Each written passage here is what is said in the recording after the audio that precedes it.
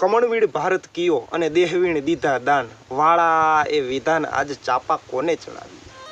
મિત્રો એવું કહેવાય કે જેતપુરના વીર ચાપરાજ વાળા જ્યારે એ દિલ્હીની ફોજ જેતપુરની માથે આક્રમણ કરવા આવતી હતી અને ત્યારે એ જેતપુરના એ કાઠીઓ એ તૈયાર થઈ ગયા હતા એ ફોજનો સામનો કરવા માટે।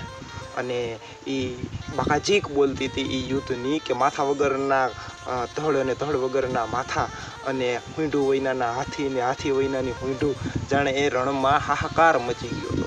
અને એ વીર ચાપરાજ વાળા કે જ્યારે એ ભગવાન શિવનું કમળ પૂજા કરી અને એમ કહેવાય કે એનું જે યુદ્ધ હાલતું હતું એ યુદ્ધમાં એનું માથા વગરનું જે ધડ હતું જેતપુરમાં એનું માથું પડી ગયું અને એનું ધડ છે એ ઠેઠ લાઠી સુધી 80 કિલોમીટર સુધી લડતું ગયું હતું અને દુશ્મનોની ફોજને એ ઉગમણી કોર ડાડા હુરજ ભાણની કોર એ દુશ્મનોની ફોજને ખદેડતું એ ધડ ગયું હતું અને એ લાઠી પાસે એમ કહેવાય કે એ શાંત થયું હતું। પછી બીજું કે જે ચાપરાજ વાળા હતા, ચાપરાજ વાળાનો ઘોડો હતો એ જ્યારે ચાપરાજ વાળા વીરગતિ પામ્યા પછી વીરગતિ પામ્યા પછી એ ઘોડો ચારણને દાન દેવાનું નક્કી કર્યું। ત્યારે ચારણને બોલાવ્યા અને એ ચારણ કવિરાજે એમ કીધું કે નહીં, ઘોડો તો જ જોઈ જો મને ચાપરાજ આવીને આપે તો। ચારણે હઠ લીધી। ઘણા એને સમજાવે ચાપરાજવાળાના બાપાએ ભલવાળા અને કચેરીના માણસો કે કવિરાજ આવું ન કરો, તમે ઘોડો લઈ લ્યો।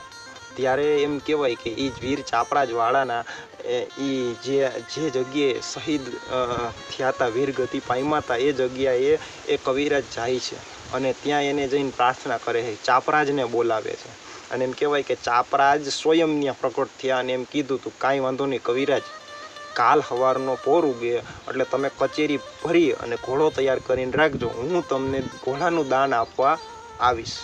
અને એમ કહેવાય કે બીજા દિવસે કચેરી ભરાણી સવાપોર રાજા કરણની વેરા થાય, ભલે ઉઈગા ભાણ ભાણ તિહારા લવ ભામણા જેરણ મરણ લગ માણ અમારી રાખજો કાસે પર આવું।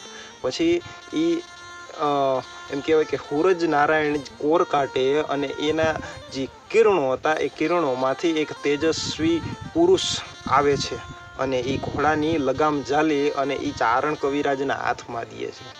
એટલે તેથી એ કચેરીમાં એમ કીધું હતું કે ખમા બાપ ચાપરાજ ખમા, કે મૈરા પછી પણ એ દાન દેવા આવે ને એ જેતપુરના વીર ચાપરાજ વાળા। એટલે એના માટે તેથી કવિએ કીધું છે કે કમળવીણ ભારત કિયો અને દેહવીણ દીધા દાન, વાળા એ વિધાન આજ ચાપા કોને ચડાવીએ। કે હે જેતપુરના વીર ચાપરાજ વાળા, કે માથું કપાઈ ગયા પછી પણ તારું ધડ લડે અને દેહ ત્યાગી દીધા પછી પણ તું દાન દેવા આવ્યો, એવા બિરદ તો જેતપુરના વીર ચાપરાજ વાળા તને જ દેવાય, બીજા કોઈને ન દેવાય। જય માતાજી।